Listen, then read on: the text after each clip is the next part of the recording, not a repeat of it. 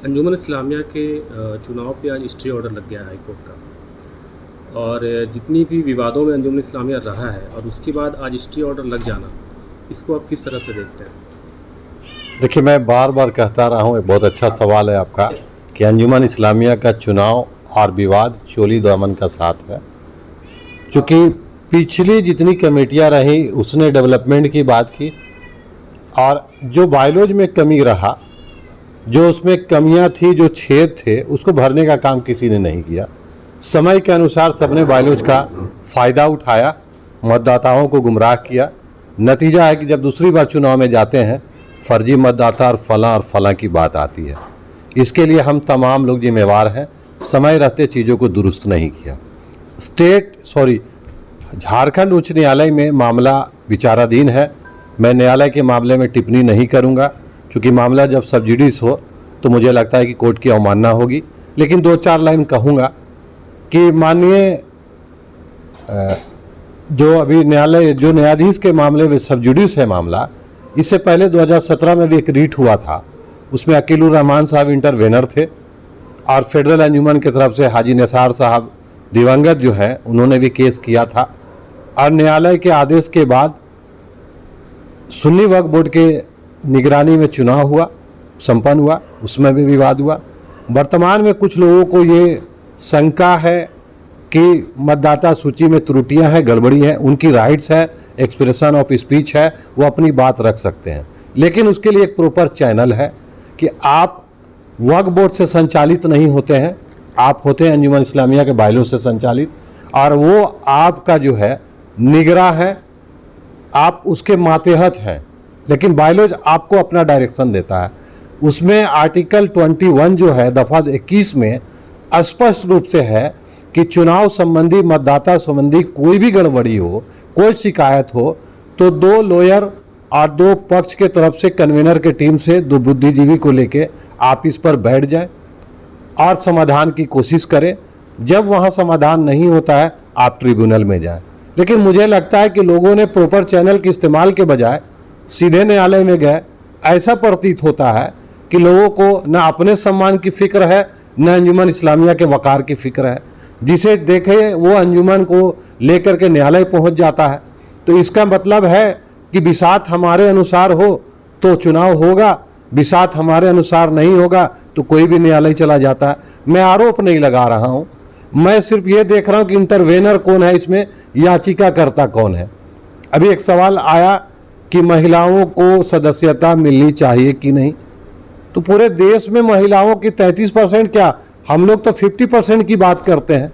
लेकिन ये राजनीतिक संगठन नहीं है, ये शुद्ध रूप से मुस्लिमों का धार्मिक सामाजिक संगठन है, जो एक बायलॉज से, एक नियमावली से संचालित होता है। उसमें कायदे बने हुए हैं, आर्टिकल्स बने हुए हैं। जिस दिन संशोधन हो जाएगा उसमें कि महिलाओं की भी भागीदारी हो, तब होनी चाहिए। लेकिन मुझे जो जानकारी है, अभी कोई आर्टिकल या कोई ऐसा प्रावधान नहीं है कि महिलाओं को सदस्यता दी जाए। पिछले बार जो जानकारी है कि आक्षेप कमेटी के माध्यम से एक महिला का नाम जुड़ गया। अब संभवतः बायलॉज के अनुसार उन लोगों ने उसकी नाम शामिल नहीं किया है। ये मैं कयास लगा के कर रहा हूँ, कयास से कर रहा हूँ कि नहीं किया है। एक विवाद का वजह नहीं है, किसको एतराज है महिलाओं का नहीं। लेकिन बात है कि बायलॉज में कोई प्रोविज़न नहीं है। चीज़ें नियम से चलती हैं, संविधान से चलती हैं, कानून व्यवस्था से चलता है, तर्क वितर्क से नहीं चलता है। मतदाता सूची को लेकर के भी सवाल खड़े हुए हैं कि मतदाता सूची में जो है उसमें त्रुटि है, इसके बारे में क्या राय आपका है? मतदाता सूची में त्रुटि को लेकर मैं नाम नहीं बताना चाहता हूँ। 450 लंबी फहरिस्त दी गई लोगों की, ये जो है फेक है, फर्जी है। तो मैं तो पहले ही कह दिया ना कि अभी आप 10 रुपए का लेटर हेड बना लो, आप अप्लाई कर दो, और कोई 20 साल से संस्था है वो भी अप्लाई कर दे। तो क्राइटेरिया कैसे तय होगा? मापदंड तो आपने तय नहीं किया है, जस्टिफिकेशन कैसे करेंगे? फिजिकल आप वेरिफिकेशन कैसे करेंगे?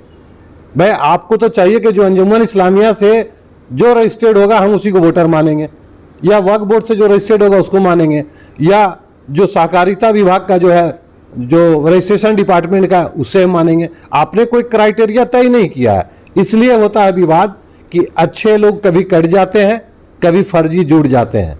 इंटेंशन नहीं कह रहा हूं मैं, मेन पावर ह्यूमन एरर हो सकता है, मानवीय भूल हो सकता है, कमी बेसी रहा हो, लेकिन इसको लेकर के इतनी लंबी विवाद, अगर 450 लोगों का नाम काट दिया जाए तो क्या ऐसा प्रतीत नहीं होता है कि शहर के हर चौक चौराहे पर लाठी और डंडा बरसने लगे कि तुमने मेरा लिस्ट में नाम दिया था फर्जी के नाम पर? कैसे जस्टिफाई करेंगे? जहां छेद है भर नहीं रहे हैं, आज चुनाव में इंटरवेनर कोई बनता है, कोई न्यायालय चला जाता है, आप अपने तंजीम की इज्जत आबरू खुद लूट रहे हैं। क्या एक सामाजिक संस्था ये है अंजुमन इस्लामिया, तो क्या आपस में बैठ के इस मामले पे हल नहीं किया जा सकता था? बिल्कुल, इसकी पूरी संभावना है। जितने इंटेलेक्चुअल्स हैं, आप सबसे बड़ी खामी तो यह रही ना कि जितने बुद्धिजीवी वर्ग के लोग हैं उनको अंजुमन इस्लामिया में कभी तरजीह इज्जत नहीं मिली, चाहे उलेमा से हो, टीचर से हो, लॉयर से हो, जर्नलिस्ट से हो, या सिविल सर्विसेज से जो है, और राजनीति और समाज से जुड़े भी बहुत परिपक्व हमारे रांची शहर में है, उन्हें भी मौका नहीं दिया जाता है कि भाई आप एडवाइजरी कमेटी में कम से कम रहे। जो जीतते हैं पगड़ी बांधते हैं और काम करते हैं।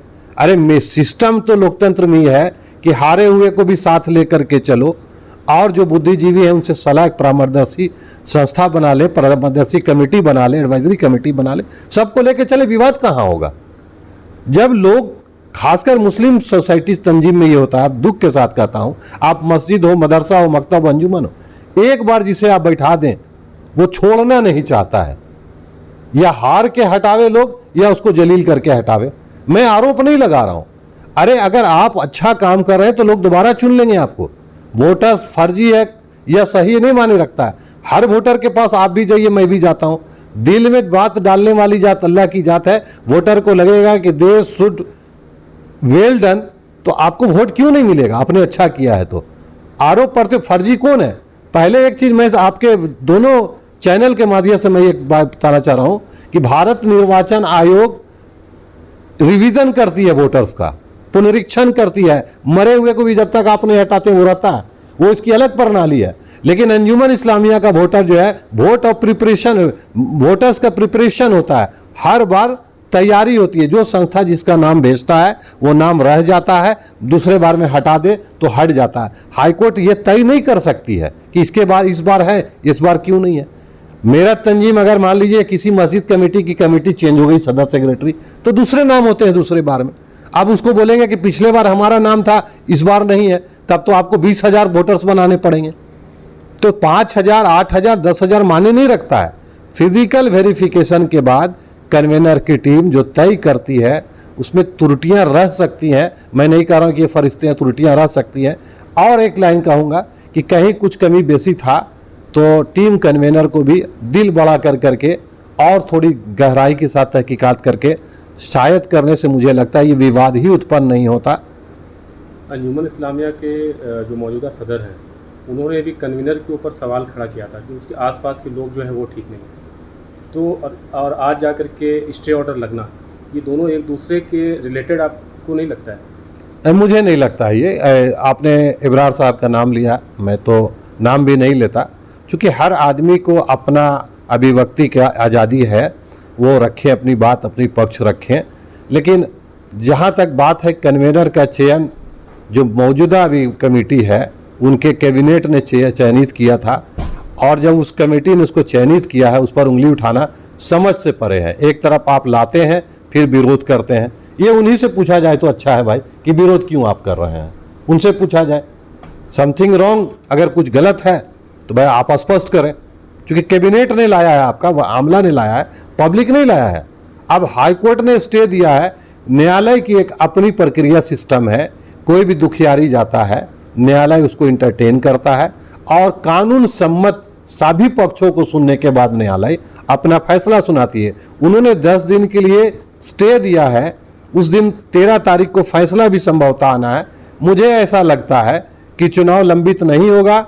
जिस न्यायाधीश के न्यायालय में अभी मामला है, इससे पूर्व भी 2017 में जो रीट हुआ था उसमें फेडरल अंजुमन ने केस किया था। अकीलुर रहमान साहब इंटरवेनर थे। उस वही जज के कोर्ट में ये मामला है। उन्हें लगता है कि 90% चीज़ों की जानकारी है। बायलॉज से चलता है अंजुमन इस्लामिया, तर्क वितर्क से नहीं चलता है, आरोप प्रत्यारोप से नहीं चलता है। न्यायालय से आशा है, उम्मीद है कि 13 तारीख को अच्छा फैसला आएगा और चुनाव भी होगा और जनता बेहतर फैसला सुनाएगी। लोग अंजुमन इस्लामिया के चुनाव को पॉलिटिक्स से भी जोड़ रहे हैं, आप क्या कहते हैं इसके बारे में? देखिए, अंजुमन इस्लामिया एक ऐसा प्लेटफॉर्म है जिसमें बायलॉज में साफ तौर से कह दिया गया है, राजनीतिक दल से जुड़ा हुआ कोई भी व्यक्ति किसी ओहदे को, किसी पद को धारण किए हुए है, तो जब तक उससे इस्तीफा नहीं देगा ये एक चुनाव भी नहीं लड़ सकता है। स्पष्ट रूप से है। और अब तक लगता है मुझे कि अंजुमन इस्लामिया के 100 साल के इतिहास में कोई राजनीतिक व्यक्ति किसी पद में रहते हुए ओहदेदार नहीं हुआ है, और अब तक लोग इसको सहेज करके रखे हुए हैं। राजनीतिकरण, जैसे आजम भाई ने कहा कि भाई राजनीति कहाँ नहीं है, लेकिन एक कंस्ट्रक्टिव राजनीति होनी चाहिए, सकारात्मक राजनीति हो, सकारात्मक आलोचना हो, ताकि लोकतंत्र जिस तरीके से हेल्दी होगा ना आलोचना होने से, तो आप सकारात्मक आलोचना करेंगे तो अंजुमन इस्लामिया भी जो है स्ट्रांग होगा। लेकिन हर समय टांग खींचना और हर चुनाव को अदालत में ले जाना, तब तो मुझे लगता है कि अंजुमन इस्लामिया के बायलॉज को फाड़ करके जला दे और कहें कि भाई हर साल न्यायालय ही चुनाव कराए। मुझे ऐसा प्रतीत होता है। देखिए, लोकतंत्र में बदलाव ही जो है विकास का मुख्य चीज़ होता है। निरंतर चीज़ें बदलने से ही जो है विकास भी होता है। मौका सबको मिलना चाहिए। मैं आरोप नहीं लगाता हूँ किसने क्या किया किसने नहीं किया। जितनी काम इन 2 दशकों में होना चाहिए स्वास्थ्य और हेल्थ के, खासकर मैं एजुकेशन पर कहना चाहूँगा। अंजुमन इस्लामिया के जो मदरसा इस्लामिया का हाल है, स्कूल कॉलेजेस के जो हाल है, मुझे लगता है कि मौलाना अबुल कलाम आज़ाद के रूह को हम लोगों ने तकलीफ़ पहुंचाया है। आज जो वक़ार था, एक बिल्डिंग था, जर्जर स्थिति में है, वहाँ तलबा नहीं है, स्टूडेंट्स नहीं है। हालत इतना बद से बदतर है, बिल्डिंग जर्जर है। आज़ाद स्कूल का जो मिडिल सेक्शन है ये अंजुमन इस्लामिया के मातेहत है, वहाँ बच्चे एडमिशन नहीं लेना चाहते हैं। हॉस्पिटल में काम हुआ, नो डाउट, मैं कोई प्रश्न नहीं लगाता, काम हुआ, लेकिन इससे और बेहतर हो सकता था। हम अंजुमन इस्लामिया हॉस्पिटल को अगर लोग चाहे, विज़न हो, तो ये सुपर स्पेशलिटी हॉस्पिटल मेडिका और मेदांता की तरह हो सकता है। सेंट जेवियर के तर्ज पर हमारा मौलाना आज़ाद कॉलेज हो सकता है। आज हमारे बच्चे डीएवी में से और डीपीएस में, सेंट जेवियर्स में लिखाने के लिए पैरवी लगाते हैं एमपी एमएलए का। अगर इस स्तर का अपना स्कूल होगा हमारे बच्चे के लिए, हमें कहीं हाथ फैलाने की ज़रूरत नहीं पड़ेगी। बड़ी संख्या हमारे समाज का अंजुमन इस्लामिया अस्पताल में इलाज कराने लगे तो लगेगा कि मौलाना के सपनों का अस्पताल बन गया। एक बड़ी संख्या हमारे परिवार के बच्चे अगर आज़ाद स्कूल में एडमिशन लेने लगे तो लगेगा कि आज़ाद स्कूल मौलाना आज़ाद के सपनों का स्कूल बन गया। और ज़्यादा से ज़्यादा 90% 95% एडमिशन के लिए होड़ लगी रहे मौलाना आज़ाद कॉलेज में, उस दिन लगेगा कि मौलाना आज़ाद के सपनों का कॉलेज बन गया है। शायद ये हम सब मिलकर करें तो मौलाना अबुल कलाम आज़ाद के लिए बहुत बड़ा खिराज अकीदत होगा, श्रद्धांजलि होगी। हर चीज़ एक एक पब्लिक के साथ पास नहीं पहुंचाया जा सकता। सोशल मीडिया का ज़माना है। अगर इंटरनल ऑडिट या सोशल ऑडिट होता है, पूरे अंजुमन हॉल जितनी उनकी एसेट प्रॉपर्टी है एक बार वो चस्पा कर दे अपने दफ्तर में ही। ये 1 साल का आमद है, इनकम एक्सपेंस, और ये खर्च है, ठीक है।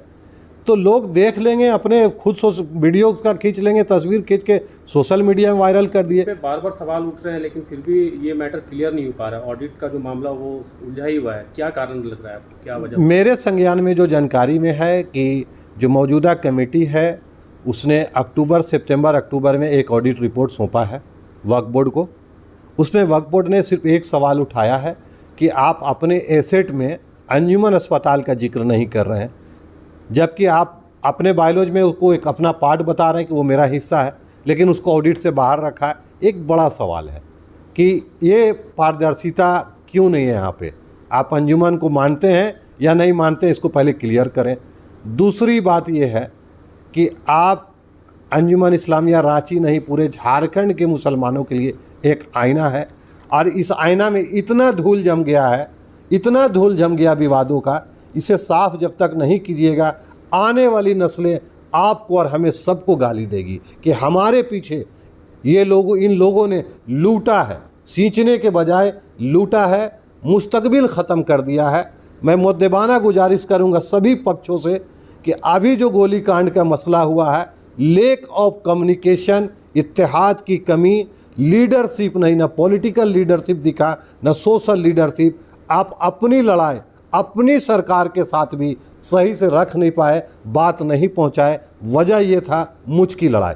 हर आदमी अपने तरीके से काम कर रहा था, संगठित होकर के, जात से, ग्रुप से, लॉबी से उठ करके सामूहिक करते हैं। तो ऐसा नहीं है कि हेमंत जी भी गुरु जी के खून हैं वो, और वो भी आंदोलन की उपज है। अगर उन तक सही बात पहुंचती तो मुझे लगता है कि रिज़ल्ट अभी एसआईटी की रिपोर्ट के बाद कुछ होता, लेकिन अंजुमन की राजनीति ने पूरे मामले को भट्टा बैठा दिया है। चीज़ें स्पष्ट नहीं हो रही हैं। मुख्यमंत्री से मिलने तो अंजुमन इस्लामिया के सदर साहब भी गए थे और भी कई लोग गए थे, क्या कहेंगे इसके बारे में? देखिए, डेलीगेशन में कौन गया नहीं गया, क्या कहा, ये बहुत सवाल नहीं है। जितनी घटना हुई और जिस तरीके से डायलॉग होना चाहिए, अंजुमन इस्लामिया के सदर सेक्रेटरी को तो हॉटलाइन पर सीएम से बात करनी चाहिए मेरे हिसाब से। और आपके अपने 4 विधायक हैं जिसमें 2 मंत्री हैं, जिसको आप अपनी कम्युनिटी की बात करते हैं। अगर इरफान अंसारी को छोड़ दें तो ना आलमगीर आलम साहब ने कुछ कहा, ना हफीजुल हसन ने कहा, और ना सरफराज अहमद ने कहा। बाकी सेकुलर की मैं बात नहीं करता हूँ, लोगों की जो 4 आपके कम्युनिटी आपके बोर्ड से जीतते हैं। तो आपको पोर्टफोलियो चाहिए, आपको बोर्ड निगम चाहिए। मुसलमान मरता है, कोई मतलब नहीं है। मुसलमान के बच्चे इलाज के अभाव में मरता है, कोई मतलब नहीं है। मुसलमान का बच्चा पंचर बनाता है, उससे आपको कोई मतलब नहीं है। आप एक शिक्षण संस्थान नहीं दे सकते हैं, एक अच्छा आप मेडिकल इंस्टीट्यूशन नहीं दे सकते हैं। आप क्या चाहते हैं? 4 एम्बुलेंस, 2 कंप्यूटर मुसलमानों के संस्थान में दे करके आपका इतिश्री हो गया। समय आने पर सारे लोगों को जनता समझा देगी कि आपने क्या किया है और इसका फल आपको क्या मिलने जा रहा है। जनता से या फिर मुंतजमा के जो भी मेंबर हैं उनसे क्या बोलना चाहेंगे? देखिए, अंजुमन इस्लामिया का क़यादत एक आग में चलने से कम नहीं है। अपने भी गाली बकते हैं और पराये भी गाली बकते हैं। इसकी क़यादत मुझे लगता है अंगारों में चलने से कम नहीं है। मतलब आरोप प्रत्यारोप बंद होना चाहिए। आरोप प्रत्यारोप बंद होना चाहिए और सारे पक्ष जो हार जाए, मैं उनसे भी रिक्वेस्ट करूंगा कि चेंबर ऑफ कॉमर्स की तरह मिल करके काम करें। हारी और जीती हुई दोनों टीम करते हैं काम। उतनी बड़ी संगठन है। जो टीम हारती है उसको भी तो अनुभव है, जितने साल वो रहती है। लेकिन आप किसी को बुलाएंगे तब ना। आपके घर में दावत हो, दस्तरखान लगा हो, आप किसी को बुलाएंगे तब तो आपको एडवाइस देगा। क्या पुराने जो एक्सपर्ट हैं, जो पुराने में पहले जो ओहदेदार रह चुके हैं, उन्हें नहीं बुलाया जाता है? मुझे तो लगता है कि जो लोग भी इस ओहदे को सुशोभित किए हैं और रिटायर हो चुके हैं या छोड़ चुके हैं, मुझे लगता है जो भी टीम आए नया, उनके अनुभव का लाभ उनसे लेना चाहिए। देखिए, विरासत मिलती है, इतिहास बनता है, पूर्वजों से बनता है, वो कुछ ना कुछ अच्छा छोड़ के जाते हैं। अगर बदलाव भी अगर होती है तो जो मौजूदा जो अभी मेंबर है उन्हें भी काम करने में मौका दिया जाना चाहिए। बिल्कुल मिलना चाहिए। काम करने का अगर मौका नहीं देते, उनसे सलाह तो हम ले सकते हैं, उनके अनुभव का लाभ उठा सकते हैं। मैं अंत में एक गुजारिश करूंगा सभी मतदाता से, अगर ये वीडियो देख रहे हैं तो जात, बिरादरी, क्षेत्रवाद, भाई भतीजेवाद, इलाकेवाद और तेजारी ताल्लुकात अपने लाभ हानि से ऊपर उठ करके क्वालिटी को देखिए, आप क्वांटिटी मत देखिए। अगर आप क्वालिटी वाले को लाएंगे तो आपको एक अच्छा वार्ड पार्षद भी मिलेगा, एक विधायक भी अच्छा मिलेगा, आपको एक सांसद भी मिलेगा, और अच्छे लोगों को चुन कर लाएंगे तो आपको अंजुमन इस्लामिया में भी एक जोरदार क़यादत मिलेगा, जो हुकूमत के आँख से आँख मिला के बात कर ले, प्रशासनिक पदाधिकारियों से बात कर दे। अगर आपके साथ कोई इंसिडेंट हो जाए, एक्सीडेंट हो जाए, अप्रिय घटना हो जाए, तो सरकार से आँख मिला के बात कर सके, ना कि इसी के कमरे में दबा रहे, ना कोई अपना जो बोलते हैं कि वो कंफर्ट जोन से नहीं निकले। आप किसी को चुन दीजिएगा, पता चला कि भाई 6 महीना वो रांची से बाहर है, तो कहाँ तलाश करेंगे आप? जो आपके साथ ज़मीन में जुड़ा है, जो आपकी बात करता है। मैं बता रहा हूँ, गोलीकांड हुआ, 118 लोगों ने नॉमिनेशन किया है। मुझे लगता है 9 लोगों से ज़्यादा लोग पूरे 10 दिन सीन में नहीं रहे, कहीं 10 दिन। मैं उनको कह रहा हूँ जिन्होंने नॉमिनेशन किया है अंजुमन इस्लामिया में। अब लोगों को तय करना है कि हमारे और आपके लड़ाई में कौन कैंडिडेट खड़ा है, कौन खड़ा है और कौन आगे रह सकता है। आप अपना मुस्तकबिल खुद तय करेंगे, आपका विवेक है कि किसे लाना है और किसे नहीं लाना है। मैं कहूँगा कि जात बिरादरी से ऊपर उठ जाएं, क्षेत्रवाद से ऊपर उठ जाएं, लॉबी से ऊपर उठ जाएं, तजारती फ़ायदे नफ़े से ऊपर उठ जाएं, अच्छे अच्छे हर हलके में, हर गुट में। मैं नहीं कहता कि आप एक पूरे कंप्लीट गुट को चुन लें, हीरे नमूना निकालिए, नायब नमूना हीरे निकालिए, इंशाअल्लाह अंजुमन इस्लामिया को अच्छी मजबूत क़यादत मिलेगी।